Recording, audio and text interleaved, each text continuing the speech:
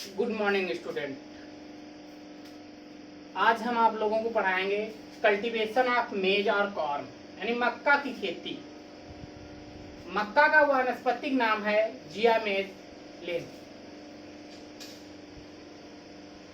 इसका कुल है पोएसी। पोएसी एक नया नेम है जबकि ओल्ड नेम है ग्रामिनी। और ग्रामिनी के अंतर्गत सभी धान्य फसलें आती हैं। गुणसूत्र संख्या 2n बराबर 20 यानी 10 जोड़ी गुणसूत्र पाए जाते हैं। मक्का को अनाजों की देवी भी कहते हैं या अनाजों की रानी कहते हैं, क्वीन ऑफ सीरियल्स। इसमें सबसे ज्यादा हाई यील्डिंग पोटेंशियल होती है, सबसे ज्यादा हाईएस्ट उत्पादन होता है, इसीलिए इसे क्वीन ऑफ सीरियल्स बोलते हैं। यह क्रॉस पॉलिनेटेड क्रॉप है, पर परागण वाली फसल है। देखते हैं मक्का की कृषित उप प्रजातियों को दानों के आधार पर 7 वर्गों में विभक्त किया गया है। देखते हैं फ्लिंट कॉर्न है, गोल दाने व चपटे होते हैं इसमें। इसका जो आंतरिक भाग है, अंदर का भाग है, वो काफी कठोर होता है। काफी कठोरता का कारण इसके जलवायु का प्रभाव पड़ता है। इसका एंडोस्पर्म इसलिए कठोर होता है क्योंकि मक्का की फसल में खरीफ में उगाते हैं और गर्म मौसम होने की वजह से ये इसका एंडोस्पर्म कठोर हो जाता है। दूसरा है डेंट कॉर्न। दाने बड़े व दांत के आकार के होते हैं। तीसरा है पॉपकॉर्न। दानों का आकार छोटा होता है परंतु इसमें प्रोटीन की मात्रा अत्यधिक पाई जाती है। अगला है स्वीट कॉर्न। इसमें शुगर अत्यधिक मात्रा में पाया जाता है। अगला है सॉफ्ट कॉर्न। इसमें स्टार्च की अत्यधिकता पाई जाती है। वैसे मक्का को स्टार्च के लिए ही जाना जाता है परंतु इस कॉर्न में, सॉफ्ट कॉर्न में स्टार्च उच्च मात्रा में होता है। नेक्स्ट है पॉड कॉर्न। एक सामान्य मक्का है जिसे हम प्राथमिक मक्का के रूप में भी जानते हैं। सर्वप्रथम यही मक्का का उत्पादन हुआ था। इसके ऊपर एक झिल्ली पाई जाती है इनके दानों में, जिन्हें हम प्राथमिक मक्का कह सकते हैं। नेक्स्ट है वैक्सी कॉर्न। इनके दानों के ऊपर एक चिपचिपा मोम जैसा पदार्थ पाया जाता है। ये मक्का के टाइप हैं दानों के आकार पे।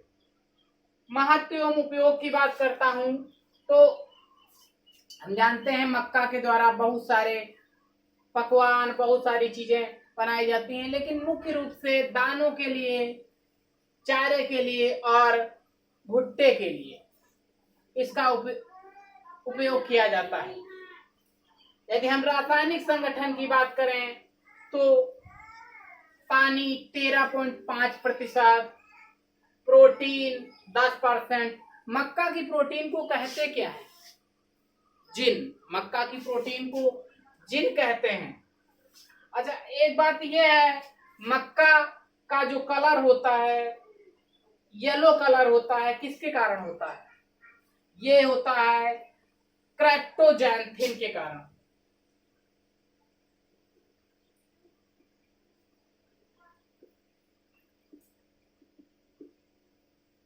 क्रेप्टोजैंथिन के कारण इसका पीला कलर होता है। तेल 4% पाया जाता है तथा कार्बोहाइड्रेट अप्रॉक्सीमेट 70%।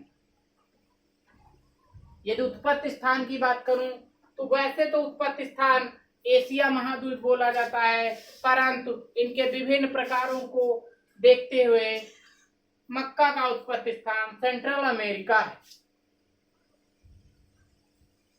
विवरण एवं क्षेत्रफल की बात करूं विश्व के अकॉर्डिंग तो क्षेत्रफल सबसे ज्यादा अमेरिका, अर्जेंटीना, चीन।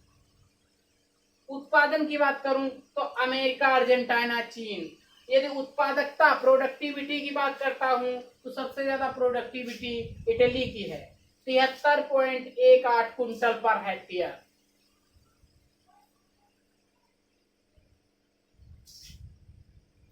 भारत में क्षेत्रफल की बात की जाए तो मध्य प्रदेश, आंध्र प्रदेश, कर्नाटका। उत्पादन में कर्नाटका, राजस्थान, यूपी एवं उत्पादकता देखी जाए तो तमिलनाडु की सबसे ज्यादा है, दूसरे स्थान पर वेस्ट बंगाल आता है। जलवायु की बात करें तो 25 डिग्री सेंटीग्रेड जलवायु इसके लिए उपयुक्त रहती है क्योंकि यह खरीफ की फसल है।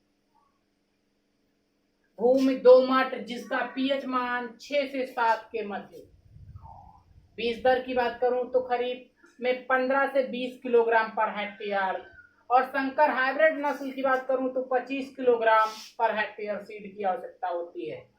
और चारे के लिए फूडर पर्पज के लिए देखा जाए तो 40 से 50 किलोग्राम पर हेक्टेयर सीड की मात्रा होती है। डिस्टेंस की बात करूं तो रो इनटू प्लांट यानी पौधे और पंक्ति के बीच की दूरी जो है वो 60 गुणे 20 सेंटीमीटर उचित रहती है। यदि टेस्ट वेट के लिए हमें टेस्ट करना है मक्के का, उसके लिए सीड की कितनी आवश्यकता होती है? 40 ग्राम। टेस्ट वेट के लिए 40 ग्राम सीड की आवश्यकता होती है। किस्मों की बात करूं तो गंगा फास्ट, गंगा 101, दक्कन, रंजीत, माही, कंचन आदि वैरायटियां आती हैं। यदि कीटों की बात कर खाद और उर्वरक की बात करें तो एनपीके 120, 50, 40 ये औसत खादों का अनुपात है। कीटों की बात करूं तो स्टेम बोरर तना छेदक लगता है। इसके लिए तना जैसा कि नाम है, इसके जो कीट होते हैं वह तनों में छेद कर देते हैं तथा पत्तियों को भी प्रभावित करते हैं। इनके लिए 1.5 लीटर थायोडान 35 सीसी का छिड़काव पर हेक्टेयर करना चाहिए। दूसरा है तने की मक्खी, सूट फ्लाई जिसे बोलते हैं, इसके लिए 16 किलोग्राम फोरेट बुआई के समय बो देना चाहिए या फिर 0.25% मेटासिस्टॉक्स 1000 लीटर में मिला के स्प्रे करना चाहिए। रोगों की बात करूं तो बीज सड़न तथा झुलसा रोग। इसमें क्या होता है, बीज जो होते हैं वो सड़ जाते हैं और यह रोग नमी के कारण लगता है। इसके लिए थायराम या कैप्टान का उपचारित करके बीजों को बोना चाहिए, जिसके लिए 1 भाग दवाई का तथा 400 भाग पानी का होना चाहिए। पत्तियों का झुलसा रोग, लीफ ब्लाइट, उपरोक्त दवा का भी प्रयोग करना चाहिए। नेक्स्ट है रोमिल फफूंदी, डाइथेन M45 0.02% का छिड़काव करना चाहिए। धन्यवाद।